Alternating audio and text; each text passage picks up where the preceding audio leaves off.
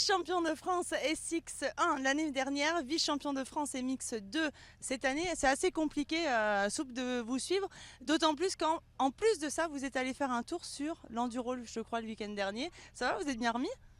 Ouais, ça va, plutôt bien remis. J'ai même pas eu un jour de repos, faut le dire. Première expérience enduro, c'est plutôt bien passé. Je fais 11e, je visais pas d'objectif précis, j'avais juste envie de me faire plaisir. Et puis bon, c'est vrai que rester à peu près 18 heures loin du camion et une dizaine d'heures sur une moto par journée, donc c'était nouveau pour moi. Mais bon, j'ai beaucoup apprécié les spéciales, les liaisons techniques. J'ai pris du plaisir de plus en plus au fur et à mesure des jours. Et voilà, donc une première expérience réussie en enduro. Alors vous faites une belle saison, une belle fin de saison surtout en MX2 où vous remportez l'épreuve de Gaillac-Toulza. Vous faisiez une belle saison sur les départs, mais alors après généralement ça se passait pas très bien. C'était important pour vous de repartir en SX1 avec le 4,5 parce que finalement la 2,5 c'était pas votre truc? Oui et non, la 2,5, j'ai jamais pris autant de plaisir sur une moto que sur cette 250F Yamaha. Donc je dirais que c'était une super expérience, j'ai adoré cette 2,5. Bon, je finis vice-champion, Maxime était forcément plus rapide, c'est une évidence, mais voilà, donc je finis sur une bonne note.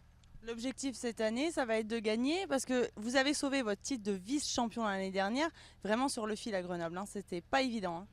Oui, sauvé sur le fil, c'est vrai que ça a été très compliqué. J'ai commencé l'année par une blessure ici, j'ai marqué 0 points, je me sors avec une acromio qui traîne tous les SX estivaux. Voilà, c'était douloureux, mais voilà, je finis vice-champion.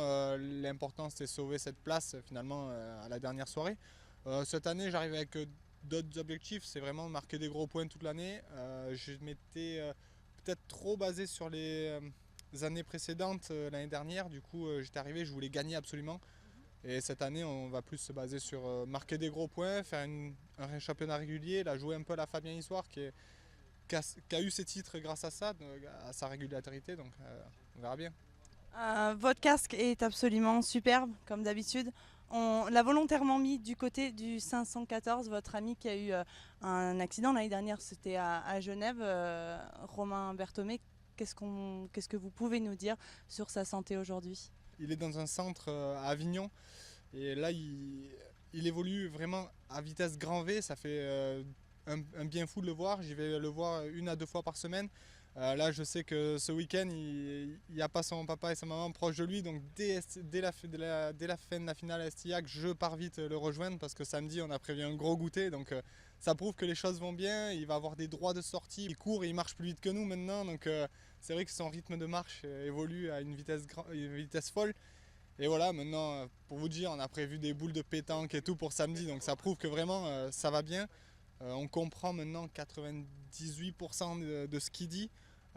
Il dit des choses sensées, il nous regarde quand il parle. Donc voilà, là j'ai un casque aérodiffusion. J'ai demandé à mon peintre donc aérodiffusion de me mettre le numéro 514 dessus parce que vraiment j'ai envie de le porter sur moi. J'ai envie de faire comme s'il roulait parce que Romain c'est mon ami depuis maintenant.